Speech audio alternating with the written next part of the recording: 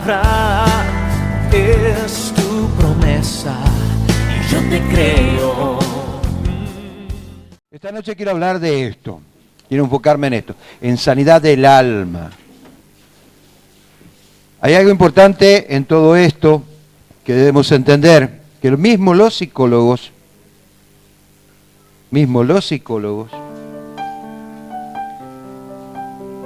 ellos dicen que no hay un hombre sano, psicológicamente hablando, en toda la faz de la tierra. Y yo le creo. Porque todos tenemos mañas, porque todos tenemos malas costumbres, porque todos tenemos cosas, ¿no es cierto?, que venimos arrastrando desde nuestra niñez. Pero la Biblia nos enseña a que en todo hay una solución. Muy bien, Efesios capítulo 4, versículo 17 al 22, dice así la palabra de Dios. Esto pues digo, y requiero en el Señor, que ya no andéis como los otros gentiles que andan en la vanidad de su mente, teniendo entenebrecida el entendimiento, ajeno de la vida de Dios, por la ignorancia que en ellos hay, por la dureza de su corazón. Los cuales, versículo 19, los cuales, después que perdieron toda sensibilidad, se entregaron a la lascivia para cometer con avidez toda clase de impureza. Mas vosotros no habéis aprendido así a Cristo, si en verdad le habéis oído y habéis sido por él enseñado, conforme a la verdad que está en Jesús. En cuanto a la pasada manera de vivir, despojaos del viejo hombre que está viciado conforme a los deseos engañosos. Cierra tus ojos y vamos a orar ahí al Señor. Ahí quédate, cerrá los ojos, no te distraigas, Padre, en el nombre de Jesucristo de Nazaret. Señor Dios Todopoderoso, te damos gracias. Gracias, Señor, porque nos has librado de muchas cosas y nos vas a seguir librando, Padre, en el nombre de Jesús. Obra de una manera especial, Señor, que mis hermanos puedan entender y comprender tus propósitos, el propósito eterno que tú tienes, Señor, de la antigüedad, Señor, desde antes de la fundación del mundo hasta el día de hoy. Señor, obra de una manera especial, dame la unción y el de nuevo para predicar tu palabra conforme a tu voluntad en el nombre de Jesús. Amén, amén y amén. Gloria a Dios. Muy bien, este pasaje específicamente nos habla precisamente de la sanidad del alma. El alma, ¿qué es el alma? El alma es la identidad de la persona. Ahí se aloja el intelecto, la voluntad y la emoción. Entonces, el alma es la identidad, que obviamente junto con el carácter se va desarrollando conforme al medio ambiente en el cual vivimos. A veces se desarrolla mal, a veces se desarrolla bien, pero de alguna u otra manera hemos aprendido del mundo cosas que obviamente no están ni siquiera escritas en la Biblia, pero que el mismo Señor Jesús dijo: en el mundo sufriré esa aflicción, pero confía, yo he vencido al mundo.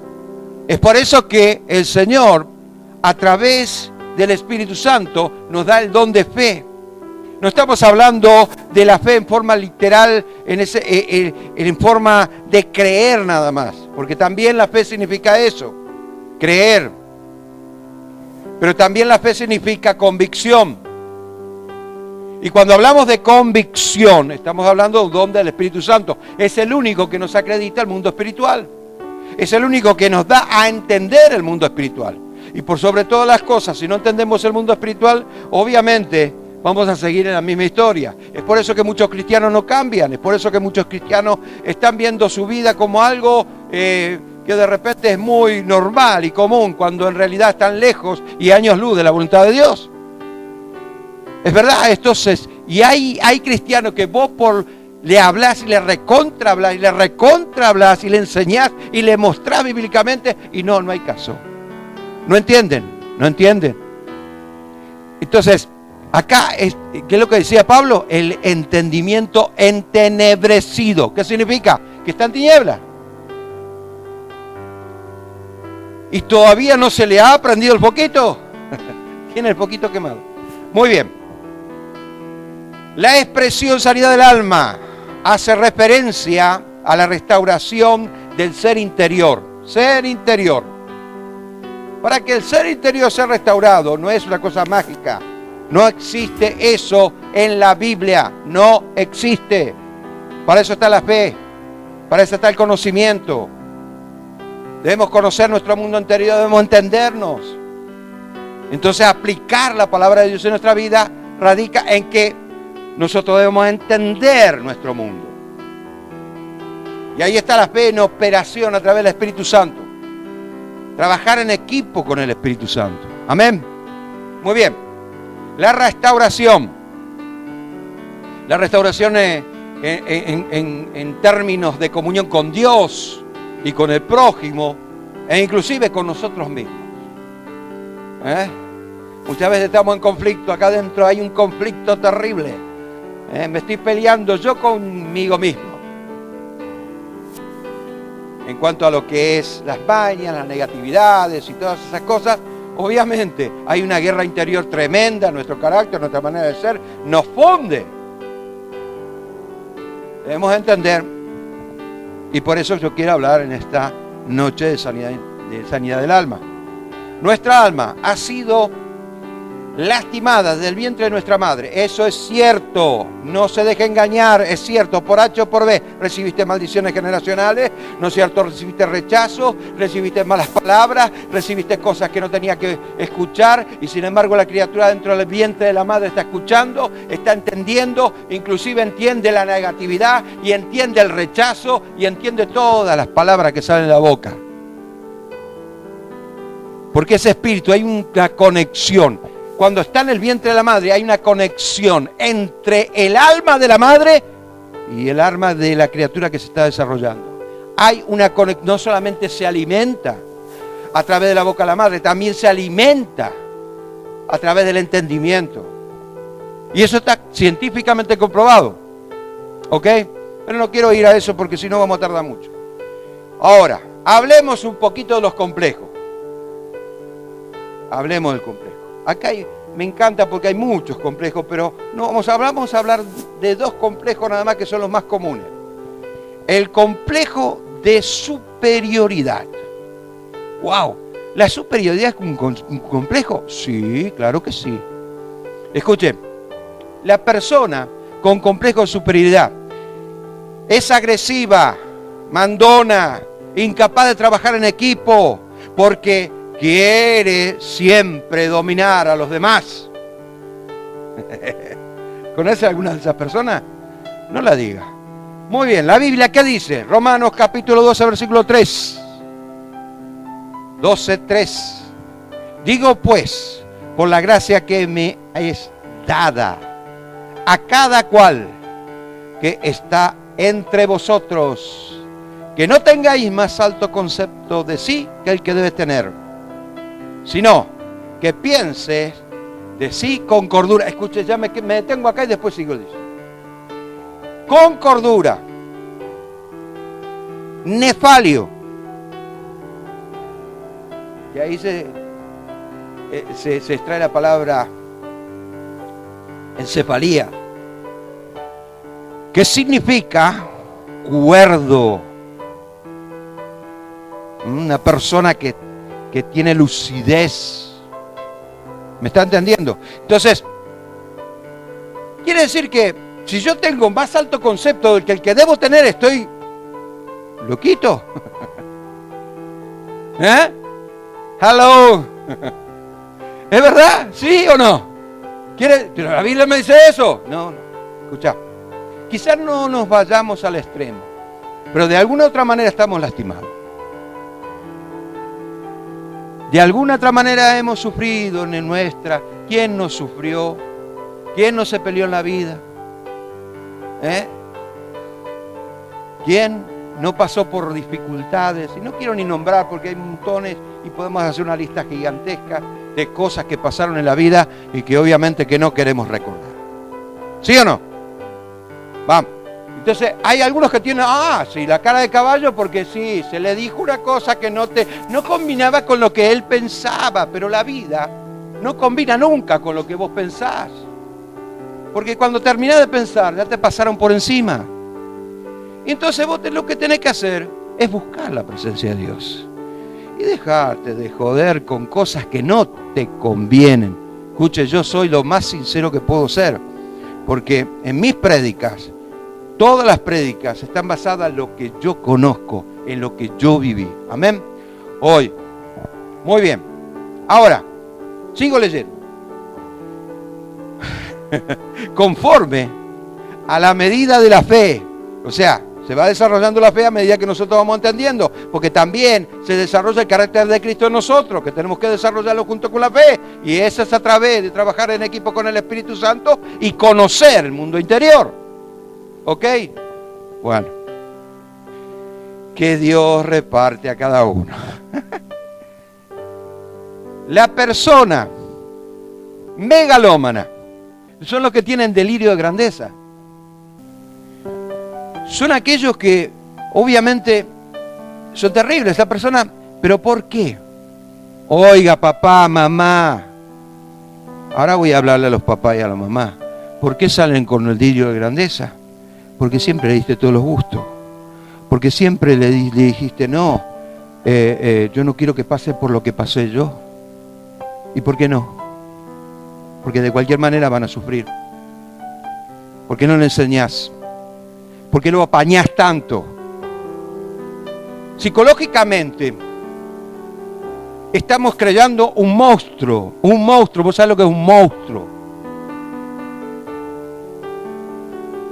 Y después es inaguantable. ¡Ay, se pichó! ¡Uy! ¡Guarda! Le vamos a tener miedo. No, viejo, no es así. Entienda, por favor. Mire, en mi época, yo empecé a trabajar a los 8 años. Pero me enseñaban. Me decían, no, vos tenés que ganarte el pan de todos los días. Y tenés que aprender. Y tenés que estudiar. Y hoy en día no es, todos son todos nenitos de mamá. Nenito de mamá. Y yo lo digo con autoridad, ojo, es así. Y es un peligro. ¿Vos te crees que los patoteros son de los de la calle? No, los peores patoteros son los que están en la casa. Los que le diste el gusto de todo. No le faltó nada. Su mamá trabajando en España y el tipo acá drogándose y haciendo su vida como quiere. Hello, estoy diciendo las cosas como son. ¿Sí o no? Hablemos de sanidad del alma, pero también hablemos del delirio de grandeza. Es una enfermedad.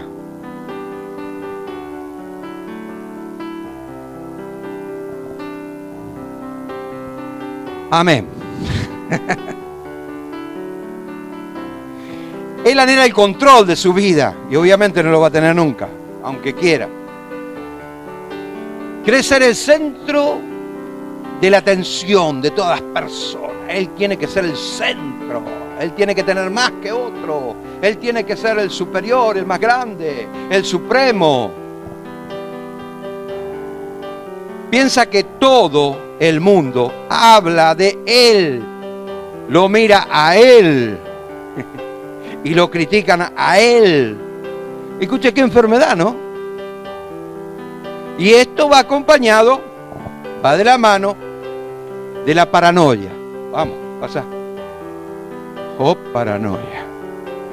Se imagina, mire qué linda cara. Desconfiada. Se imagina que está hablando fulano, mengano, ciclano, están hablando de él. Vos no te podés reír porque ya... ¿Se están riendo de mí? ¡Ah! Se están riendo de mí. Paranoia. No hay muchas clases de paranoia, ¿entendés? Yo estoy hablando de una sola clase. Y es... La persona no puede... Se siente amenazada, se siente como que atacada y no le puede decir nada. Entonces es una enfermedad del alma que tiene que ser solucionada. ¿Cómo solucionamos a esto? Obviamente lleva un tratamiento y no es de un día para otro, no es que Dios baja de allá al cielo y le dice abracadabra, cabeza de cabra, ¡pum! Ya está. No, lleva su tiempo, lleva su momento, lleva un montón de cosas, pero tiene que haber una predisposición de la persona, si no, no hay cambio. No hay cambio, es lo que yo dije. Hay muchas personas que tienen el entendimiento entenebrecido y hace que de repente su vida esté sumergida en su mundo y obviamente no desean, no quieren bajo ningún punto de vista, y son las personas que te dicen, sí, cómo no, ya, sí, lo voy a hacer, y después hace lo que quiere. Amén. Vamos a seguir al otro. Complejo de inferioridad. Complejo de inferioridad. No, de repente tenemos en casa una estrella de Hollywood, ¿no? O algo por el estilo, que se cree Marilyn Monroe. Bueno, esa no es de la época mía, ¿no es? Pero me da risa, porque es importante que los padres atiendan a cómo educan a sus hijos, cómo lo educan. Aunque los hijos después me tengan bronca, no importa. Complejo de inferioridad. Vamos al complejo de inferioridad. ¿Qué es el complejo de inferioridad? Es un sentimiento de incapacidad, de frustración de la persona. Se considera incapacitado para hacer o atender a las cosas, ¿no es cierto?, o a las situaciones de la vida. Dependiendo siempre de los demás. Siempre está esperando que fulano haga primero porque... o que hable primero. Complejo de inferioridad. Y sus palabras y pensamientos son: yo no puedo, no sé, no siento, etcétera, etcétera, etcétera. Así, ¿no es cierto?, se manifiesta una persona con complejo de inferioridad. Ahora, no son personas que digamos que tengo que rechazar. No. Pero el Espíritu Santo está procurando para que haya una apertura. ¿Por qué te crees que se escribió la Biblia? La Biblia se escribió con el motivo principal de abrirle el entendimiento a la persona. Para eso están los principios de la palabra de Dios. Y el pastor o el encargado del libre, el líder, se tiene que preocupar de que por lo menos sepa la verdad. Y cuando el día que se presente delante de Dios, porque cada uno de nosotros nos vamos a presentar delante de Dios, ya sea en el juicio del trono blanco, ya sea en el juicio de Cristo, ¿y qué le vamos a decir? Nadie me dijo. No, mentira, yo te dije, yo mandé, yo hablé. Escuche, porque eso va a ocurrir. Son personas introvertidas. Una persona que se encierra en sí mismo. Es una persona que no habla nunca, se calla cuando tiene que hablar.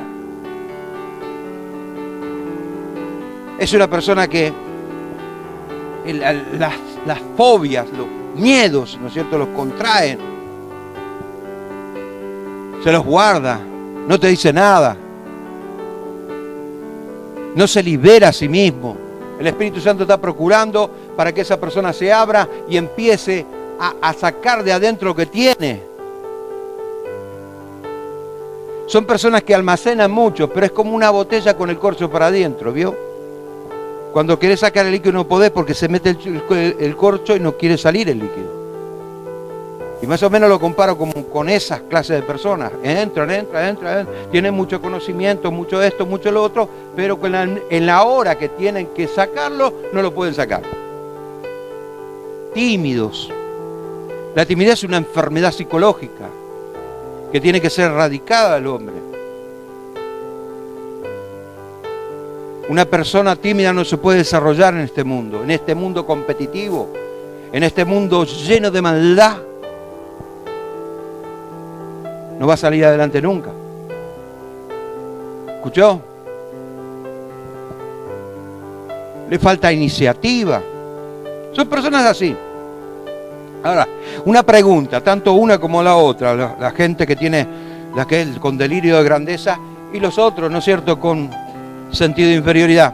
¿Será que pueden desarrollar fe? ¿Será que pueden desarrollar fe?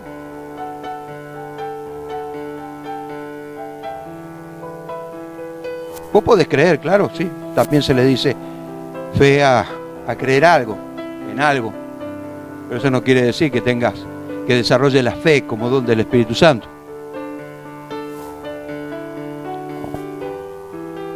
Dejemos eso a conciencia de cada uno.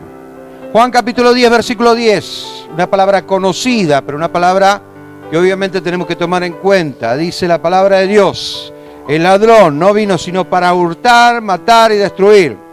Todavía no vi ningún ladrón que venga y te diga: hola mi amigo, ¿qué tal? Quiero venir a tomar unos mates contigo. Todavía no vi ningún ladrón así, ¿no? Destruir. Yo he venido para que tengan vida y para que la tengan en abundancia. El ladrón nos roba si se lo permitimos. Si no se lo permitimos, obviamente no nos va a robar. Así que tenemos que asegurar nuestros bienes. Tú no puedes dejar que el ladrón te robe. No puedes, bajo ningún punto de vista. El ladrón no te puede robar porque eres hijo de Dios. Pero si siguen con ese complejo de inferioridad y complejo de grandeza, el enemigo, el ladrón va a seguir robándote, porque son puertas abiertas en el mundo espiritual que obviamente el enemigo aprovecha. Estas son enfermedades del alma, enfermedades que se van desarrollando junto con el carácter y que vamos manifestando conforme va pasando el tiempo y cada vez se agrava más. Efesios capítulo 3, versículo 6. Que los gentiles son coherederos, miembros. Escuchen, cuando Pablo habla de esto, ellos tenían el concepto, los judíos tenían el concepto que ellos, como custodios de la palabra de Dios, eran los únicos salvos, los demás se iban todos al infierno. Ese es el concepto que tiene el judío, concepto teológico que tiene el judío. Los demás se van al infierno. Lo único que tienen razón son ellos. Pero acá Pablo está hablando y colocando, porque Dios lo levantó como apóstol de los gentiles. Los gentiles son los pueblos no judíos. Los no judíos. Entonces Pablo está hablando de conversiones de personas que no eran judías y que recibían la salvación, como también los judíos que aceptaban a Cristo. Y los que no aceptaron a Cristo se van derecho al infierno, como cualquier otro. Acá no tiene nada que ver que sea judíos o no sea judío. Y no me venga con, yo tengo que ir a las raíces más. Nah, déjate de joder. Yo estuve mucho tiempo, aprendí con los judíos, ¿no es cierto? Mucho tiempo. Conozco el idioma hebreo. Escúchame. No es así. Amén. Gloria a Dios por eso. Coherederos y miembros del mismo cuerpo, copartícipe de las promesas de Cristo Jesús por medio del Evangelio. Entonces, tenemos las mismas promesas, somos hijos de Dios. ¿Qué pasa? ¿Por qué las cosas no me salen?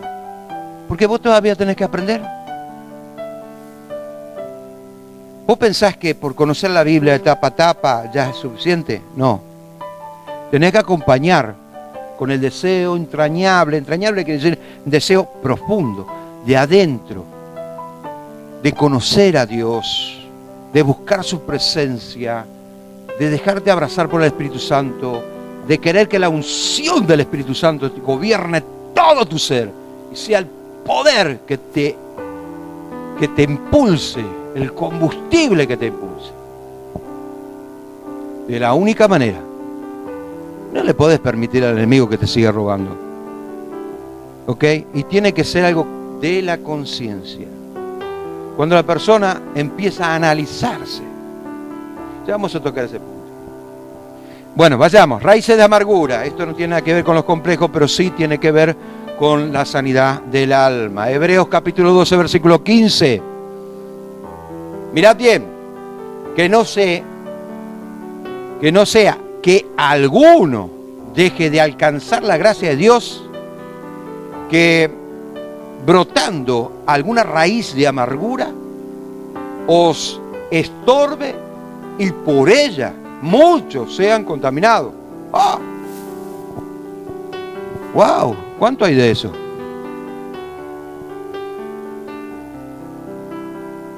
Que en vez de predicar la palabra de Dios o de predicar algo que están viviendo y lo están compartiendo, están haciendo cualquier cosa.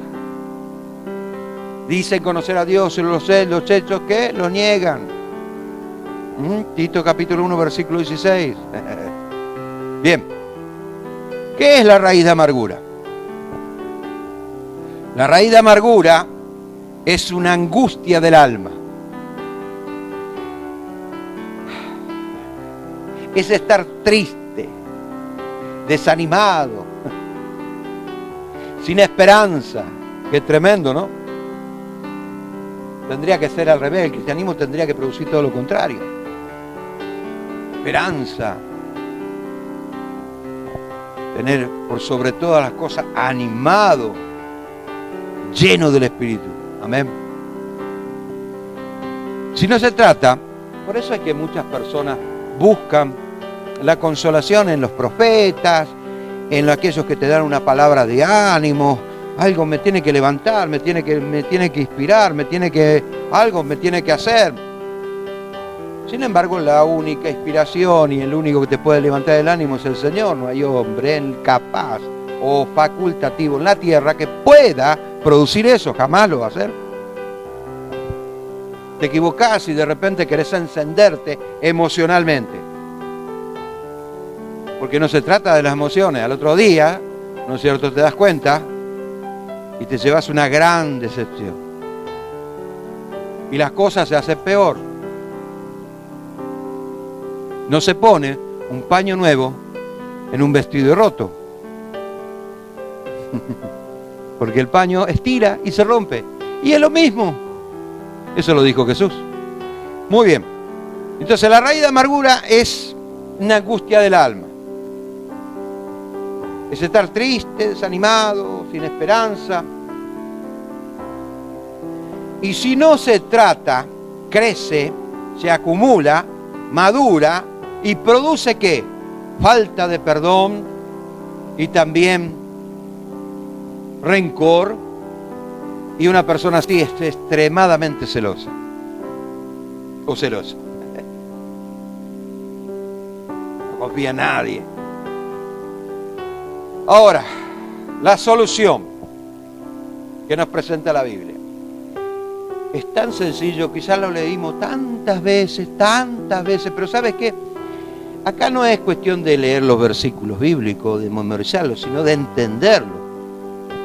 Lucas capítulo 6, versículo 37. Dice, no juzguéis y no seréis juzgados.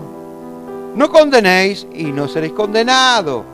Perdonad y sí seréis perdonados. ¡Wow! ¿Quién no sabe eso?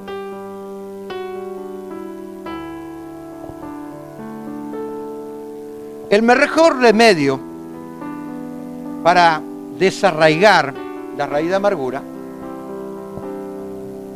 que antes de juzgar, debemos analizarnos, examinarnos a nosotros mismos y ver si estamos en condiciones o en el mismo nivel o tenemos un nivel un poquito más alto para poder juzgar.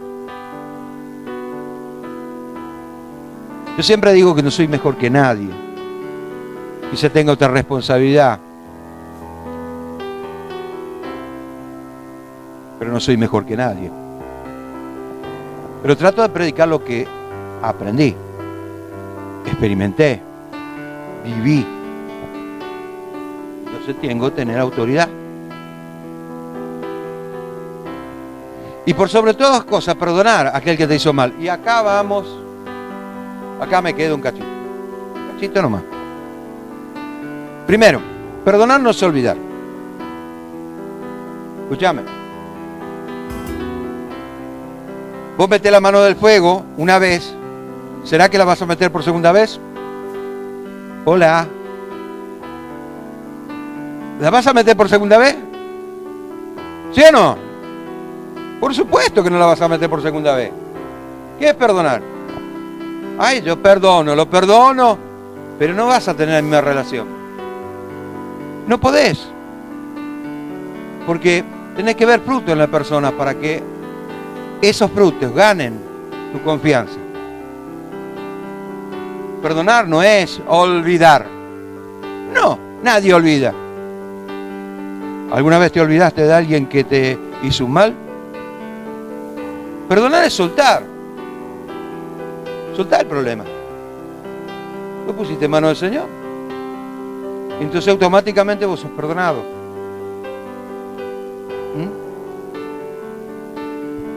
Bien. ¿Qué dice la Biblia? Yo sé que a más de uno le estoy tocando el callito. Me encanta. Salmo capítulo 107, versículo 20, dice así la palabra de Dios. Envié su palabra y lo sanó. Y los libró de toda ruina. O sea, y conoceréis la verdad y la verdad os hará libre. Te digo lo que dijo el Señor Jesús. Eso tiene que producir. Y hay muchos que son tan sabios en su propia opinión. Mire, Jesús vino a sanar, liberar y a restaurar. 3 cosas. Eso lo hizo para que tú puedas entender las 3 funciones de la cruz de Cristo. Si no lo entendés, lo tenés que entender. Porque para eso estoy yo, para enseñarte. Sanar, ¿qué? Muchas enfermedades provienen del alma. El alma tiene la facultad de crear cosas, tumores, enfermedades que afectan el cuerpo. Y eso también está comprobado. Él vino a liberarnos. El hombre es esclavo de sí mismo. ¿Por qué? Porque no hay un hombre sano en la faz de la tierra. No lo hay, porque si fuera sano sería perfecto. Y no existe. No hay. Es esclavo de sí mismo y de las circunstancias. Las decisiones que toman, obviamente hay circunstancias. Con la acción va la reacción. Y siempre fue así. Y restaurar. ¿Qué significa restaurar? Levantar lo que se cayó. Eso es restaurar. Amén. Salmo capítulo 42, versículo 5. Dice así la palabra de Dios. ¿Por qué? ¿Por qué te abates, alma mía, y te turba dentro de mí? Espera en Dios, porque aún es de alabarte. Salvación mía y Dios mío. Qué tremendas palabras. El salmista está haciendo una autoterapia. Se está convenciendo a sí mismo que él no puede pelear solo. Tiene que tener el acompañamiento del Espíritu Santo. Amén.